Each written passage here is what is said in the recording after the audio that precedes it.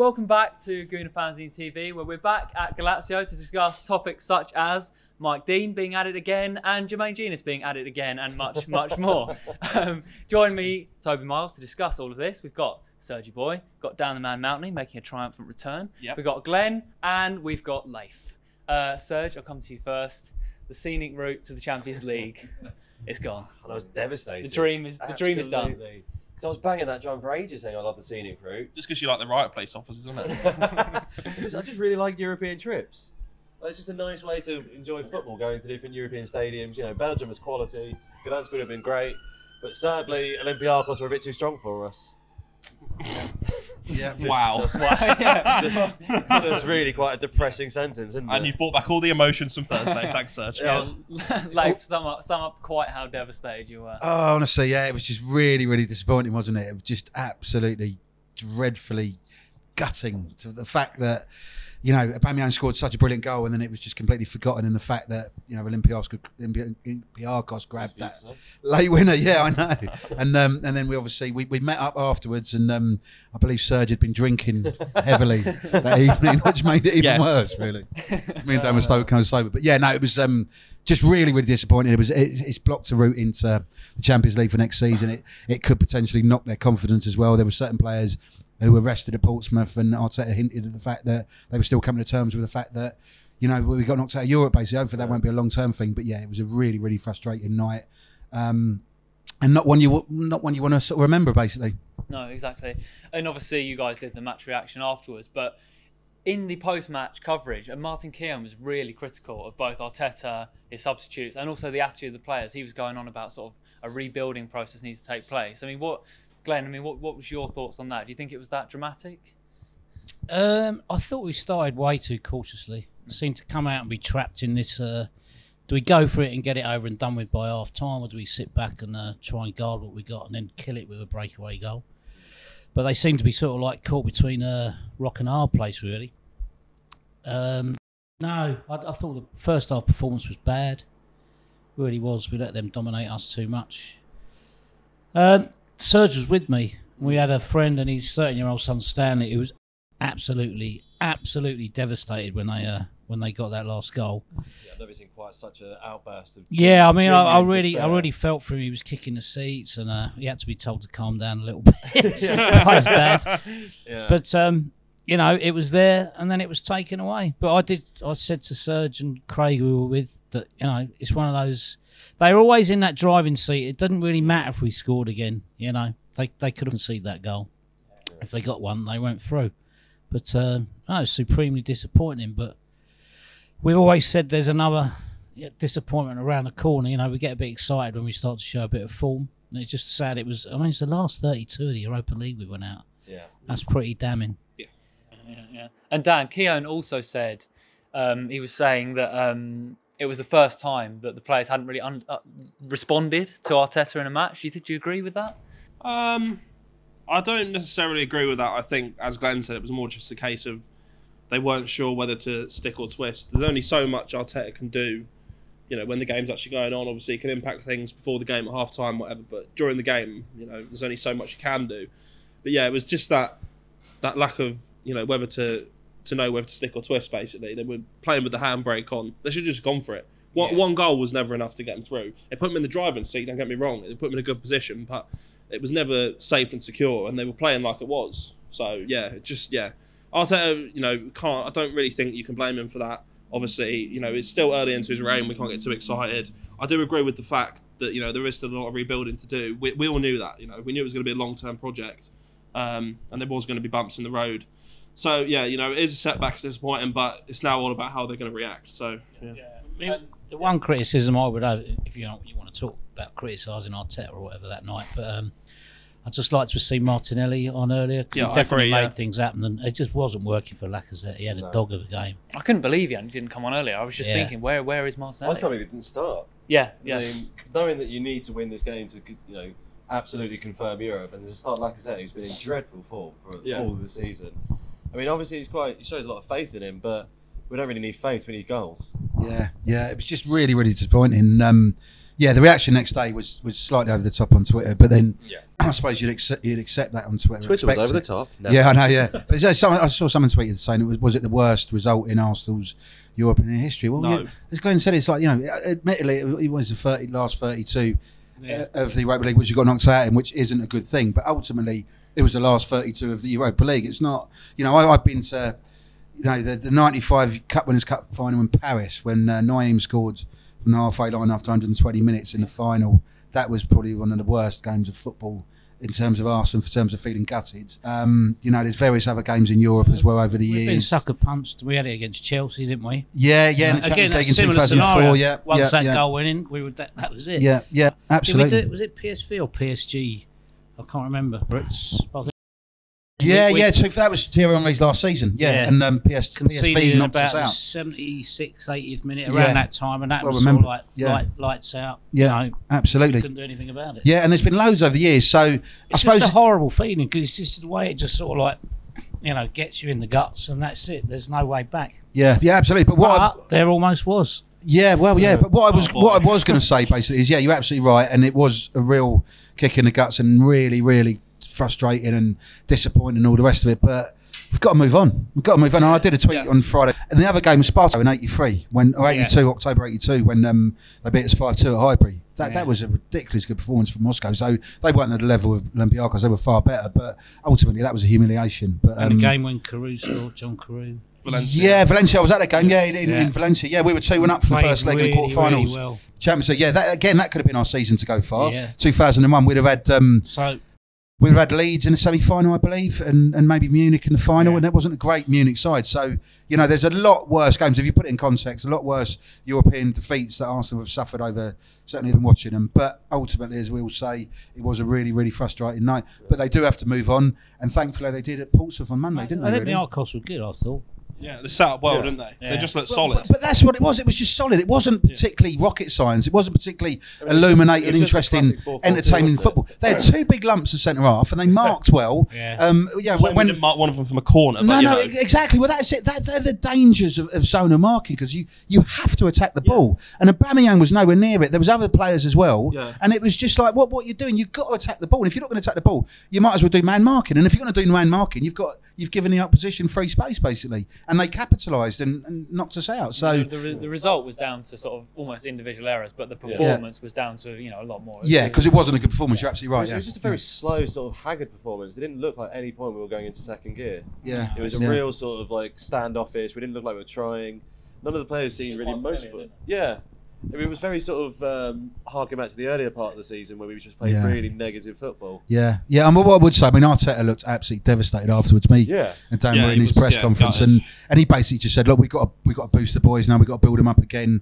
It's gone. We'll move on." But this is really disappointing. Aubameyang as well. He was he was devastated. Really and he shouldn't blame himself because he had such a good season. You know, you win as a team and you lose as a team. Was astonishing. And that would have potentially been that goal. Yeah, exactly. That was such a brilliant goal as well. And the atmosphere at the Emirates at that particular point was just amazing, wasn't it? It was really fantastic. Loud, rambunctious. Yeah, and it was just rambunctious. Rambunctious and short-lived. It was a good 6 minutes while it lasted. Yeah. But let's begin to address the title of the video, which is going to be how do Arsenal move on from the Europa League exit. Do you think it's a boost in a way to the top 4/top 5 hopes? Or do you think it's too much of a confidence knock and it's going to be difficult to come back from? Because less games is obviously a boost. I don't necessarily think it's a boost, and I don't think it would have been a good or bad thing whether they were in or out, if that makes sense, in terms of the league. I think they've just got to take it game by game. They can't start thinking about where we're going to finish. They've just got to try and win each game. You know, you hear managers saying that we're just taking it game by game. And it's the right way to look at it, especially in the situation we're in, because we're almost relying on other results to go our way. We need the teams above us to lose if we do win. So there's no point in saying, we're out, so it's a good thing, because it's not really a good thing. And as I say, we've got to rely on other results, so they do just need to take it game by game. Yeah. So I mean, so you're saying that it's the confidence hit of going out is more detrimental to the top 4/5 hopes than having less games.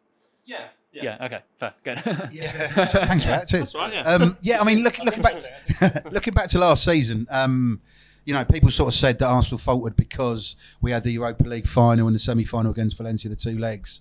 We didn't play badly because we had those two victories against Valencia. We played badly because Unai Emery ultimately wasn't a good enough manager to lead them to that extra point that we needed. So I'm not one for sort of saying, oh, too many games is going to sort of spoil us, basically. I mean, I think me and Dan were working out on the train back from Olympiacos, the home game the other day, and we were saying that if we'd lost to Portsmouth as well, Arsenal could have had 13 games out of their season automatically just taken away by losing those 2 cup tournaments. So, you know, what's left? You've got 8, 9, 10 league, whatever league games it is. So I think there's enough energy in the players' legs, most of the players' legs, just to go for both. So yeah, go for the FA Cup, go for the league. And if we'd have been in the Europa League, I don't think it would have been a hindrance at all. And winning is a habit, and it boosts you and just gives you that extra bit of adrenaline when you need it. Look at Wolves, absolutely. Wolves They're not tired. They'll be tired at the end of May, but they won't care by then if they're in the final. They've done, qualified for the Champions League or whatever they've done, because they're winning all the time. And that's what winning breeds so many good habits. And I want to be in every tournament, basically. I'm sure all the Arsenal players did as well. Yeah. So do you think with... Obviously, this weekend, results went Arsenal's way in terms of Spurs losing. I believe Man United drew, didn't they, to Everton? What was Chelsea's result? They drew. Bournemouth got late equalised, didn't they? Marcus Alonso too. So, I mean, they're going to drop points, top 4 rivals, for the rest of the season. That's a good sign for Arsenal. Do you think Arteta can pick them up quickly and get back on it? I mean, he managed to sort of get the momentum back up very quickly when he first took over, sort of the end of December, early January. He managed to get them actually sort of looking happy and playing well again. So I think he's definitely something he's capable of doing.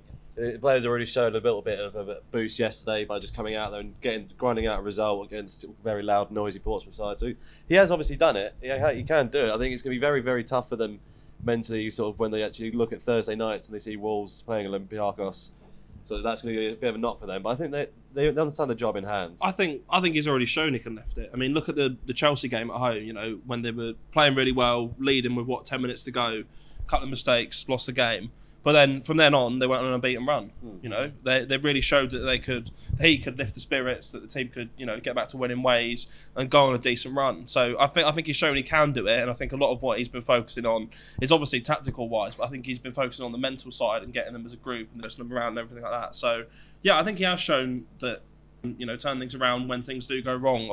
Before we move on to the FA Cup, Glenn, obviously, you mentioned in our group chat earlier on that you want to talk a bit about Lacazette. Obviously, he was a real low light of the Olympiacos performance. Yeah. What do you think should almost... Where do Arsenal go with Lacazette from here for the rest of the season? Players proven themselves more than he is, so he's got to be left out. He's really down on the floor in terms of his performances. I mean, literally the other night when he was trying to head that ball, I don't know what he was doing. Why didn't he kick it? But why do you think that is, though, Glenn? I don't know. I mean, he's playing in the position he wants to play, isn't he?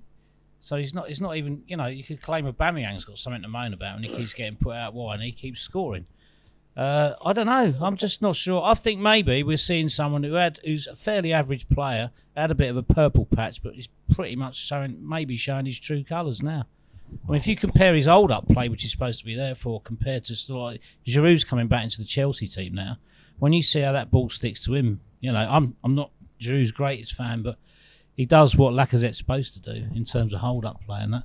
I don't know if it's confidence or lack of talent. I mean, that's really interesting because we're all trying to work out why he isn't playing as well as he can do potentially.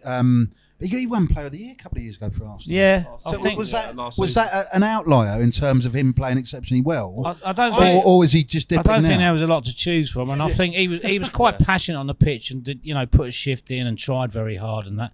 And obviously he was getting goals, but that's just all fallen away now. Obviously, it's a big step up, but I personally don't think he's ever matched the levels that he showed in France. I mean, at Lyon, he was getting 30 goals a season for 3-4 seasons in a row. Yeah, he got 100 goals, didn't he? Yeah, I don't think he's reached anywhere near that level. Obviously, as I say, it's a step up from League One to the Premier League. But yeah, he's not been anywhere near the player that we thought he was going to be, I don't think. And yeah, he may have won Player of the Season last season, but Aubameyang scored more goals than him. I mean... Yeah. I heard someone say they watched him in the warm-up before the Olympiacos game and sort of like he was just missing side foot shots into an empty little training net. That's because he didn't listen to our advice to him the other week. Yeah. What was it? What was that? Literally get an open goal, put the ball a yard from the goal, and just kick 1,000 balls into the net for 7 days, basically. Well, he couldn't do it. He couldn't do it, yeah. I mean, he did it in Greece, didn't he? I mean, he was about a yard out and put it in the net. Yeah, it was 2 in 4. Yeah. 2 in 4 days, wasn't it? And then it just fell away again, with the excellent advice there. We'll move on to the FA Cup. XL Guardiola. XL Guardiola. I'm like his Brian Kidd. We'll move on to Portsmouth in the FA Cup. 2-0 win. Exciting for the youngsters. It was another one though. Arsenal do have a habit of allowing teams in lower divisions in the FA Cup to have way too many chances. It's just one of those things. Whoa. I went to Wrexham in '92, which is arguably the biggest, apart from Walsall in the '30s. That was probably the biggest shock in Arsenal's history. I went to Bradford a few years later, but that Wrexham was something else. But lower league teams always raise their game when they play against Arsenal. Of course they do. Always. So we've got to expect that, and it doesn't matter whether they have 60% possession. I don't think Portsmouth made more than 30-40% last night. At one stage, it was down to 20%.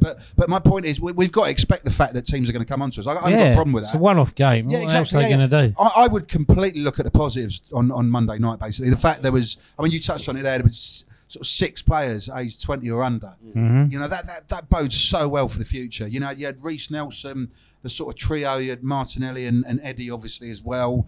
This was a strong Portsmouth side. It wasn't the strongest side they could have picked, but they have won 10 league games or 10 games in a row. Hadn't lost at home in 6 months. Hadn't lost at home in 6 months. You know, they dropped their sort of top scorer, but he came on as well. Yeah. You know, and in Fratton Park, I've been at Fratton Park. Obviously, wasn't there last night, but Fratton Park is a real amphitheatre, and it's a proper old football ground with so much atmosphere. So, you know, I wouldn't have expected Portsmouth not to come onto us. What I didn't like, and I'm sure we're going to touch on it, was the tackle on Torreira, which also led to nonsense from Jenas as well, and obviously Mike Dean. But as far as sort of lower league teams coming onto Arsenal, of course, that's what they're going to do. We're the Arsenal. I wouldn't expect it. I'd be embarrassed if they didn't. Settled into it. Yeah, absolutely. Portsmouth really had that many chances. I think if their finishing had been better, I think. I mean, they didn't really create it. Like, they looked a bit dangerous. You know, they were getting in about Arsenal and trying to go forward, but they didn't have many clear-cut chances. No. Arsenal had 3 opportunities, decent opportunities to score in the first half. Martinelli's headed just over the Nketiah one from close range. Yeah. I don't think that Portsmouth really caused that many problems. Obviously, you know, we maybe weren't in control of the game in the first half, but you know, we dominated the second half. Yeah. As you mentioned, the possession stats were massively in our favour. Took the chances we got. So that's what I mean, really. That's what I mean, really. Is often Arsenal do, regardless of who they're playing, struggle to take control of the game. Until the second it's half, all part obviously. of the learning curve under Arteta. It's all part of this long-term project. They rode out the atmosphere and the early pressure, and I think the physicality surprised me. Kind of sort of very professional job, really. I almost think Torreira going off helped as well. Obviously, you know, we don't want him to be injured or whatever, but I think bringing on Ceballos helped as well. He really took control of the game. So he's played well recently, hasn't he? Yeah. What do we think of the tackle on Torreira then? Well, we were talking about this in the group chat last night, weren't we? Personally, I thought it was, you know, a bit of an aggressive tackle, but he got the ball. Yeah, he went through the man, but it's more the momentum. I didn't personally have an issue with it. If that had been Socrates or their centre forward or whatever, I wouldn't have had an issue with that. I would have said, great tackle, fair play. Yeah, I must admit, when I saw it on TV, I thought, okay, well, it's fair enough. But what really annoyed me was Jermaine Jenas saying that as well. And it was like, don't talk about my team. I'm not interested. But yeah, I don't think it was a particularly, you know, bearing in mind some of the tackles Arsenal players have suffered over the years, you know, Dan Smith, Martin Taylor on Eduardo, various others as well, obviously Dan Smith on Diaby, but, you know, they're the tackle Shawcross obviously on Ramsey as well. Yeah. You know, those are the ones that are really, really hurt, and I don't think it was at a level. It was annoying, but for me, it was more annoying about, you know, Jermaine Jenas commentating on Arsenal, because I really don't know. It was a really strong decision for them to sort of put them on a Monday. It's not like everyone else was unavailable. Yeah. Where's they were scrapping around for commentators. There was a point when he called an attempted tackle by Saka pathetic, and I just thought, are you listening to yourself? Listen to your commentary and then look at what's pathetic. Yeah, he turned down Arsenal because they weren't offering enough when he was at where was he? He was at Forest. Yeah. And he was like, oh, you know, Arsenal, they're not offering enough. And then he went to Newcastle. Yeah. That's the measure of the bloke, basically. There was a point, there was a point in the commentary as well when, I can't remember who was on commentary, I said to him, oh, you've scored here, haven't you, Jermaine? Yeah, I scored for Forest in 99 or whatever. Is that your career highlight, really, Jermaine? Yeah. 99? Nah. Flat vowels. Yeah. Well, he's obviously got his name's rhyming slang, isn't it? Let's just leave it as that. Is it going to dawn on Layth any second? You utter Jermaine. Anyway. I was going to make that joke. Yeah. What word rhymes with Jenas? I was really thinking Jermaine then. I was like, So what did we think of the backlash against Mike Dean then? Honestly, where'd you start with Mike Dean? I mean, how on earth can you give Guendouzi a yellow for that? I mean, I know you're supposed to respect the referee, but it was hardly. It was just a little dig. It's not the worst thing in the world, is it? What was Mike Dean asking him to do? Make sure you put the ball down and it is not moving. What did Guendouzi do? Exactly as he was told. Yes, he might have been over the top, but he's done as you've asked. What's the problem? Don't book him. Because that's surely going to have to be rescinded now. But it's such a pointless. Undermining his authority. Yeah, I mean, his facial when he gives out but I mean, I did a tweet during the game, and it got a phenomenal response. It was like 300-400 people sort of replied straight off about. I basically just said, why does Mike Dean annoy you so much, basically? Right. And there was a torrent of some are quite funny. Some of the answers, some were slightly abusive. Can't really condone those, to be fair. And there was others that were just really, really funny, basically. And there was I did another tweet just basically saying, Jermaine Jenas and Mike Dean, who would you save? And then someone came back and said, I would literally puncture everything in that boat to make sure both of them sank. I was just like, well, okay, that's quite original, I suppose, but we don't condone that, by the way. No. But yeah, I mean, you'd have to be in the same boat, though, wouldn't you? To do that? Yeah, so I'd go down with it. I'd save everyone else. Yeah, and another one was Jermaine Jenas or Mike Dean. Which one do you save? And someone said, or. So I saw someone said Unai Emery as well. Which is quite funny. And just to go back to my original point on Mike Dean, the majority of people on Twitter who responded to my tweets, I mean, they were slightly irreverent, but at the same time, there was a serious point behind them. And they basically said it's just all about him. It's always got to be about him. When, as a referee, the best referees traditionally were the ones you didn't notice, basically. And he's always got to make it about him, and it's just a bit tiresome, really. Clattenburg always just two Mike words. Riley. There's always been. I mean, he was a disciple of Mike Riley, and he obviously ref it really does show. Yeah. Clive Thomas, going back to him. As soon as it's about those refs who make something about themselves, they always end up sort of being controversial, being a pain in the butt. But I don't like this kind of half, sort of like light-hearted, it's Mike Dean, he's a bit of a showman. And that. It's not funny. Yeah. He's refereeing games. I'll talk about punching the air with the Spurs game. But Yeah. Someone tweeted me. I couldn't actually check this at the time, but basically there was a list of sort of the penalties per game ratio that Mike Dean had sort of officiated for Man United, Spurs, Chelsea, Liverpool and Arsenal. And Arsenal were far below anyone else, basically. I think it was 5 penalties in 73 games for Arsenal that Mike Dean had awarded while he's officiated games, compared to, I think it was 16. Figures, weren't they? Yeah, it was 16 for City. I mean, I don't know if they're true because we didn't have time to check them, but if they're anywhere near true, for a team as renowned as an attacking side as Arsenal, that's phenomenally low. Yeah. And I'd like to see that compared to other refs, basically. 5 out of 73 compared to 16 out of 68 or something for City.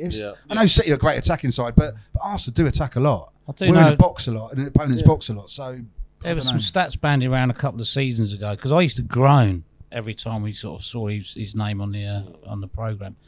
But I think a couple of years ago, there was one point when we played about 18 games and won 1 when he'd referee them. That's ridiculous. That's not like, you can't say that's a coincidence. But I really don't think it. I should say, from my point of view, I don't think it is anything other than incompetence or inconsistency a peacock referee who just doesn't give Arsenal decisions. I'm not even going to hint it as anything. Peacock was the one at Sheffield Wednesday, wasn't he? Peacock. Was that Alcock? I can't remember. Anyway, we won't go down these punning surnames. Roger Milford had a perm. He used to wear sweatbands, didn't he, on his wrists? He refereed the '91 Cup final. Look him up. But basically, it's. I don't think it's anything darker than just Mike Dean being Mike Dean, basically. But as an Arsenal fan, as someone covers them as well, it's hugely frustrating to see a referee that doesn't give decisions where you think there's no reason why he shouldn't give those decisions, basically. The problem with having him as a referee is that the players didn't react to it as like they should have done. They should have seen him, and they should have been a bit more cautious with the way they conducted themselves on the pitch. You've got to, when you know he's refereeing, you've got to be slightly more intelligent with what you do. To be fair, if anybody in the Arsenal side was going to match Mike Dean for that kind of just ridiculousness, it would be Guendouzi, wouldn't it? Yeah, the greyhound of midfield. Yeah. Yeah. No, I mean, I watch a lot of games. We all do. Watch them at local league level as well, kids level with my kids and stuff. And you don't want referees to be abused in any way, shape, or form. You don't want them to have stick. But ultimately, you should be able to question a referee's decision in a polite as possible way. And if you're going to show a bit of sarcasm, I don't think there's anything wrong with that. As long as a bit of a glint in your eye and you're being slightly irreverent. And putting the ball down like that, after what had happened previously with some of those decisions, heavy tackles flying around and all the rest of it, just struck me as a referee who wanted to be at the centre of things, because there was no need for that booking. Do you remember that humorless git who booked Gaza when he dropped his cars and Gaza? In Scotland, showed it to him. And he went, "Oh, right, you're funny," and then he booked him. Yeah, that was a Rangers-Hibernian game. That was. Right, I can't remember the ref was, but yeah, absolutely. Well, thank God there was no VAR last night to talk about. Yeah, even VAR can be arsed last night, couldn't it? We're missing an action. Literally. Mike Dean there just going, hello? Hello? Anybody? No? Okay. I don't know what I'm doing. That's an uncanny impression. Huh? Also on Torreira, I think he's issued an update saying his ankle's not too bad. He left in a boot, didn't he, after the game? Yeah. But I think he's not too bad. So Not to say that I am Boot of the mystic car. like Glenn. Yeah, they just shoved it in the boot of a Ford Escort. Drove off at It's speed. small enough to live in a shoe. Not to say that I'm mystic like went home Glenn. in Socrates' boot. But I did tweet just after he went off saying hopefully it'll be like Mustafi against Bournemouth, where we thought he'd seriously injured himself when he was back next week. So looks like I'm going to be right. And I said he would be back as well last when Mustafi got injured. Did you? Yeah, I did. Because I'm always wary of players who go off and you think, oh, they've broken a leg or whatever. Can't all be mystic. And then literally, yeah. Oh, That's the only thing I'm ever mystic on. That's it. If you want to come Occasionally in and play missed for it. accurate predictions, come to Gooner Fanzine No, but TV. I'm just really dubious about players who are injured, because I used to watch football in the 80s, and it's just like you go off tackles then. Exactly, yeah, and it's like you're going off. Okay, you're hurt. You'll be back next week most of the time, and they are, to be fair. So yeah, Get on with it. Get on with it. Run it off. Before we move on from Portsmouth chat, Pablo Mari made his debut, didn't he? What did you guys think of his first I was quite performance? impressed. Yeah? I mean, it was smooth. I don't. Obviously, it's not the biggest test he's going to have. But I was quite impressed with how he played out from the back. I mean, it's been such a... From the west. Played out from the back! Sorry, I was quite... I've got a sore throat. What a way to Time for your restart the voice to podcast. break down. Live on air. Can we Toby, maybe start that again. That's 100% staying in. Put that in the bloopers. That's what Emery's playing at the back. Playing at the back! Playing out from the back. Right, carry on, Dan. Dan, just go back to your original point. Before we move on from our Portsmouth chat, Pablo Mari made his debut. Dan, what did you think of his performance? I thought Pablo Mari played Pablo? really... What's his name? Before we move on from our Portsmouth chat, Pablo Mari made his debut in an Arsenal shirt against Pompey. Dan, what was your thoughts? I don't know why I said Pompey. Oh, Pompey. I thought Pablo Mari was quite impressive, to be fair. I mean, it's obviously not going to be the biggest test he's going to have. I don't think he had a lot of defensive work to do, but the way he played out from the back was quite impressive. Arteta's spoken about the need for a left-footed centre-back, and I think that showed the way he was spraying passes and picking up people in midfield. It's something that we maybe lacked a little bit. No, it's quite important, obviously, having another defensive player again, because obviously we've had just such bad luck with injuries. We've had, obviously, with the festive return of the Messiah that was Tierney and Bellerin, and obviously they've come back in, but they've not really performed to full expectations. We've really had a lot of defensive troubles, as we saw at Olympiacos. I think Pompey yesterday managed to get quite a few sort of darting runs in that we kind of struggled a little bit to contend with. So I think Mari performed quite well, but I think he needs to really sort of pick up steam and get back into that first team for the sort of the Premier League games. Yeah. I mean, he's a big unit, and hopefully he's got a bit of a future for the rest of the season. But yeah, you do wonder how effective he is going to be in the league games to come, basically. But yeah, he did all right at Portsmouth. Also, how long is Suarez going to be out for? Because he's been. Doesn't really matter. He's not going to play anyway. Yeah, seriously. Yeah, they were talking like the end of February, and we were already in early March, and our loan signing who's only going to be there till May is still not played. Basically. Was it you who was telling me that it's not Soares, it's Suarez? It's Suarez. Cedric Suarez. Suarez. I'd prefer it to be Suarez just so we can have the joke of we've had two Suarez, isn't there? Both of them very good, but Suarez. He's Portuguese. Can I just say I'm really disappointed that Socrates played right back, because we can't have Glenn muddling up Maitland's name. We've not had that in a while. I'm quite disappointed. Happened once. I mean, it happened more than once, Glenn. It happened every week. I think it's time we should move on to Glenn's notes and in general notes. Glenn, have you got something to take out of your back pocket? Here he goes. Here he goes. Saw my mate's nephew Friday night in the pub. He had his Liverpool training top on. He was very smug.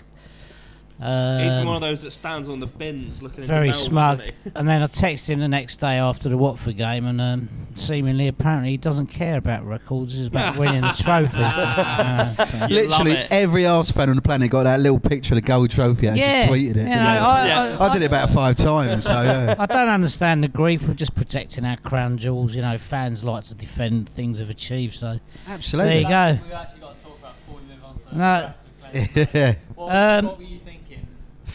I was really worried before the Watford game, and I couldn't see it coming at all. I know West Ham went 2-1 up, and Fabianski sort of mucked up with that goal, but Liverpool just been an absolutely different class this season, and I was getting really worried about that record, basically. So for Watford to do that, come out completely out of the blue, and at Sarr, I was in Rennes last season for the game in the Europa League and the 3-1 defeat in France, and he was brilliant. He was absolutely fantastic. Sort of kept tabs on him since then. Watford obviously signed him for quite a lot of money. Was it 25-30 million? Like that, but he's never really hit the heights. So to get 2 goals against champions elect, best side in England, potentially one of the best sides in Europe, certainly Champions League holders as well, was incredible. And for me, they're obviously going to go and win the league, and good luck to them as well from an Arsenal point of view, because they are the best team in the land. You can't knock them for that. But at the same time, I was overjoyed the fact they lost that game, because it means we keep the Invincibles record. And that Invincible record isn't something that fans just got something to cling on to because we're not winning.